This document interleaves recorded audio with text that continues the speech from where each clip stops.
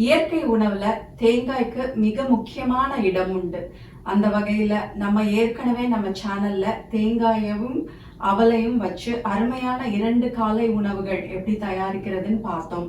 இன்னைக்கு நம்ம இந்த அடுப்பில்லாத சமையல் சீரீஸ்ல தேங்காய் பால் வச்சு 3 ஹெல்தி டேஸ்டி பானங்கள் எப்படி பண்றதுன்னு பார்க்க போறோம். வீடியோக்கு போறதுக்கு முன்னாடி நம்ம சேனலுக்கு நீங்க புதுசுன்னா சேனல் ஹெல்த் சப்போர்ட் 360 கண்டிப்பாக சப்ஸ்கிரைப் செய்து கொள்ளுங்கள்.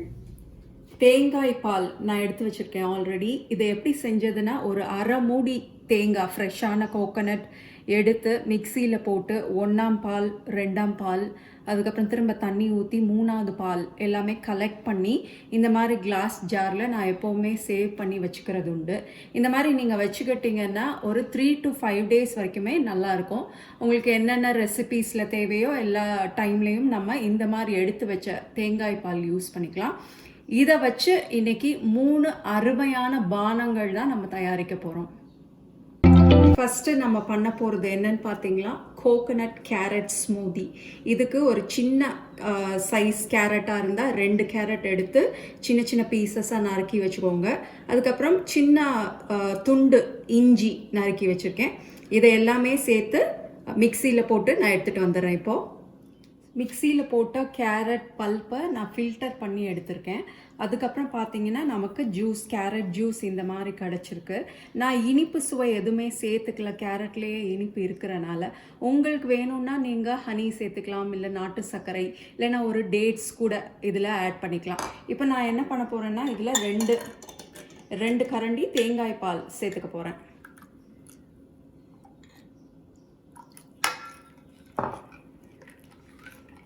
அவ்வளோதான், நம்ம அருமையான கேரட் கீர் தயாராகிடுச்சு. இது நீங்கள் காலை உணவாக கூட எடுத்துக்கலாம், இல்லைன்னா ஒரு 11 மணி டைமில் சாப்பிடலாம், இல்லைன்னா மத்தியானம் ஒரு 2-3 மணி அந்த மாதிரியும் நீங்கள் குடிக்கலாம். காஃபி டீக்கு பதிலாக குடிக்கலாம், குழந்தைங்களுக்கு கொடுக்கலாம். அருமையான கேரட் கீர் தயார். 2வது பானம் நம்ம பீட்ரூட்டை வச்சு பண்ண போகிறோம்.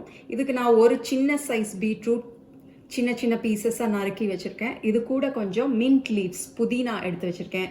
நீங்கள் புதினா யூஸ் பண்ணலாம், இல்லை இஞ்சி யூஸ் பண்ணலாம், இல்லைனா கொஞ்சம் கைப்பிடி அளவுக்கு துளசி கூட இதில் சேர்த்துக்கலாம்.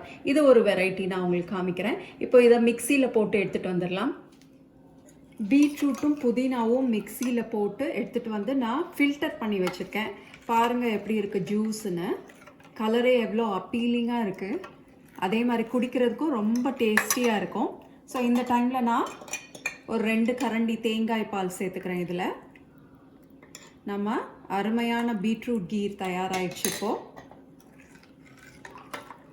3வது வகை பானம் பண்ணுறதுக்கு நான் ஒரு கைப்பிடி அளவு கொத்தமல்லி நல்லா கழுவி இங்கே எடுத்து வச்சுருக்கேன்.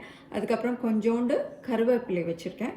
ஸோ இது எல்லாமே ஒரு 100 ml தண்ணி எடுத்துருக்கேன். ஸோ இதுக்கு சுவை, இனிப்பு சுவைக்காக நான் கொஞ்சம் நாட்டு சர்க்கரை எடுத்து வச்சுருக்கேன்.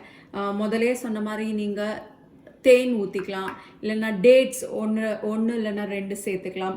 உங்களுக்கு என்ன விருப்பமான இனிப்பு சுவை வேணுமோ அதை நீங்கள் சேர்த்துக்கலாம். தயவுசெய்து சர்க்கரை மட்டுமே தவிர்த்துடலாம். நம்ம இப்போது இதை மிக்சியில் போட்டுட்டு வந்துடலாம். கருவேப்பிலையும் கொத்தமல்லியும் மிக்சியில் போட்டு வடிகட்டி எடுத்ததுக்கப்புறம் அருமையான இந்த மாதிரி கலரில் நமக்கு ஜூஸ் கிடச்சிருக்கு.